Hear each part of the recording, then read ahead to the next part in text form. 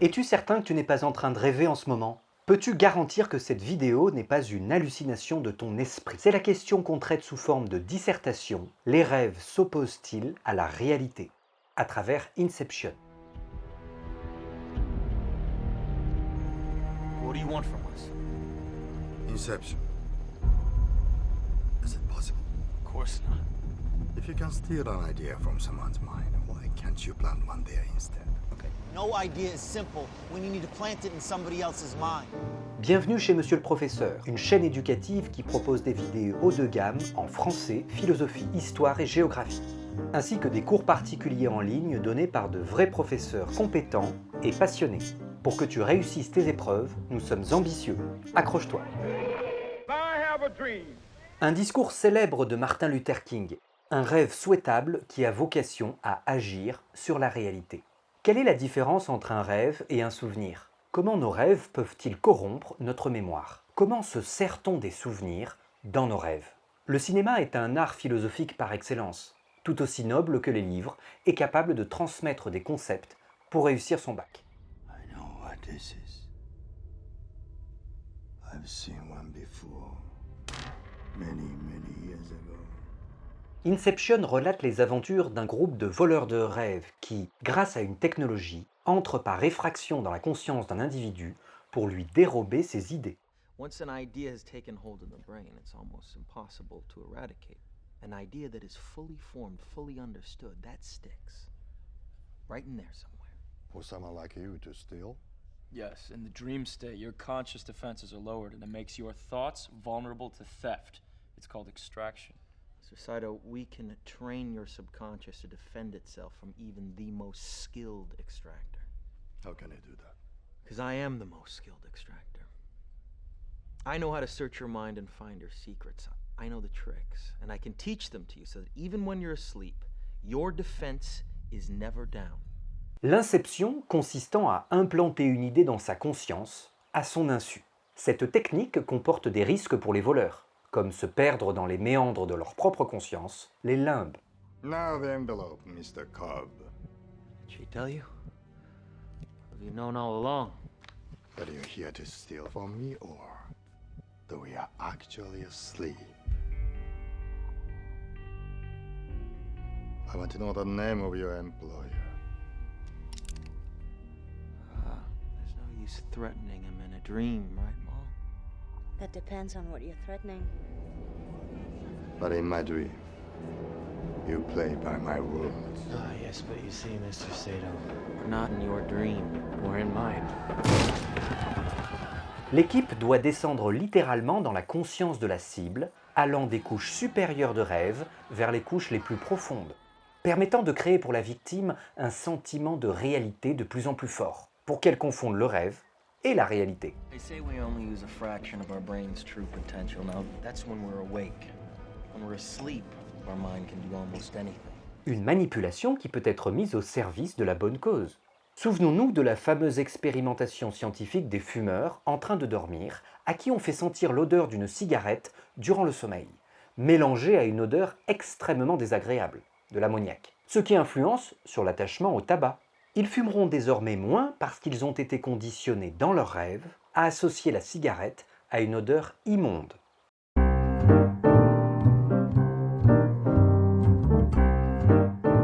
Les rêves sont multiples, personnels, intimes. La réalité est censée être une et objective.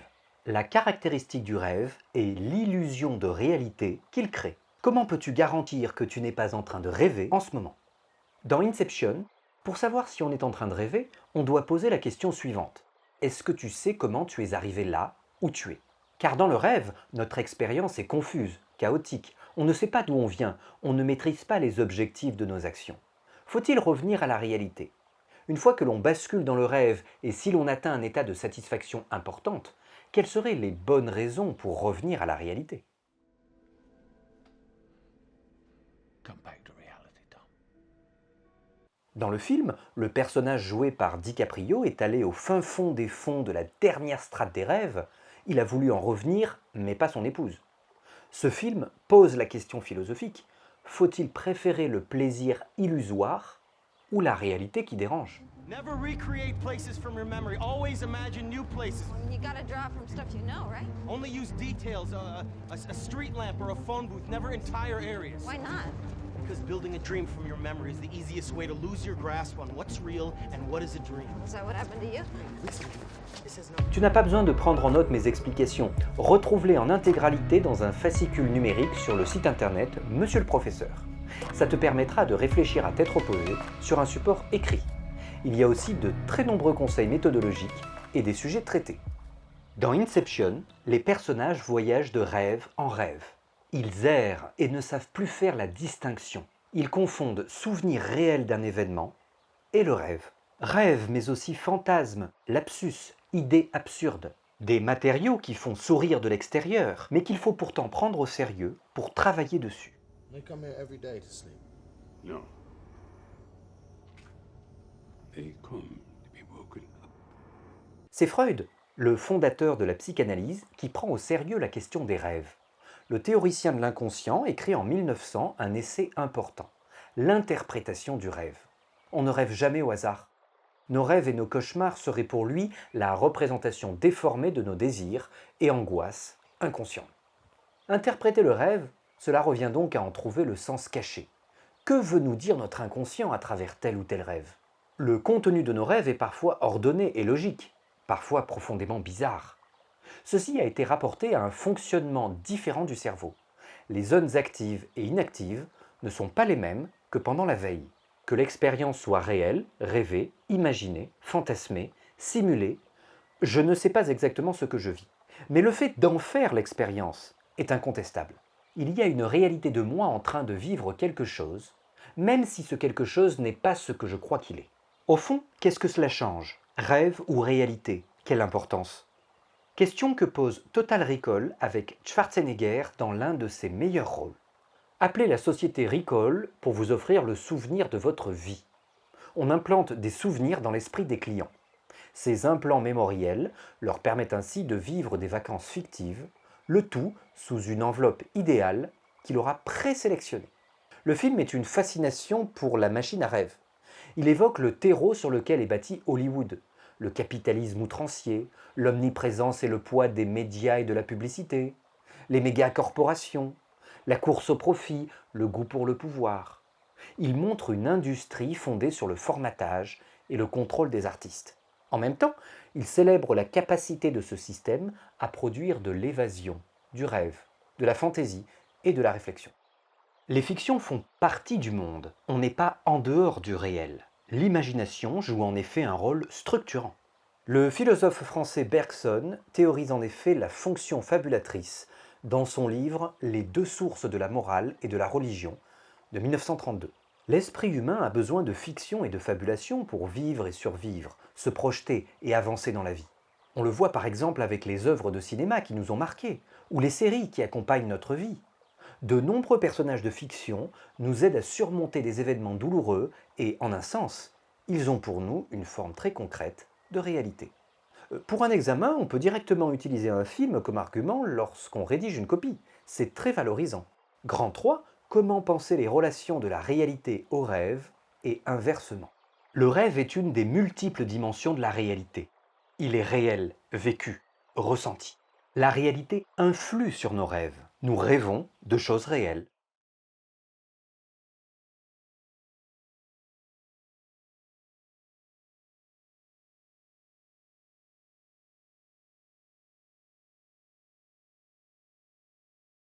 Dans le film, les rêves imbriqués les uns dans les autres illustrent une propriété fondamentale. Conscience et inconscient ne sont pas des registres séparés de notre vie mentale. C'est très imbriqué. Il y a une relation de réciprocité.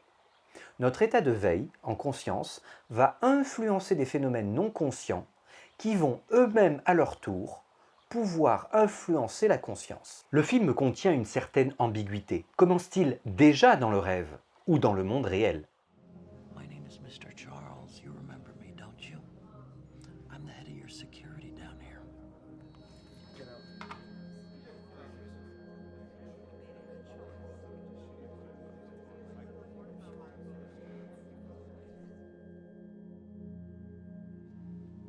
Mr. Fisher. I'm here to protect you in the event that someone tries to access your mind through your dreams. You're not safe here. Cette ambiguïté volontaire invite à penser que la vie est un songe, personne ne pouvant prouver que le réel n'est pas un rêve, un artefact de la conscience. You're not real. I'm a projection of your subconscious. I was sent here to protect you in the event that extractors tried to pull you into a dream. And I believe that's what's going on right now, Mr. Fisher. Okay. Okay. Can you get me out here? Right away. Follow me.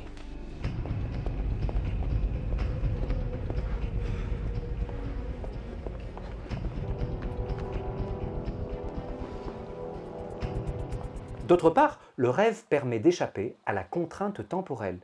On apprend en effet au cours de la séquence que le rêve qui semble avoir duré 1 heure n'a en réalité duré que 5 minutes. 5 minutes?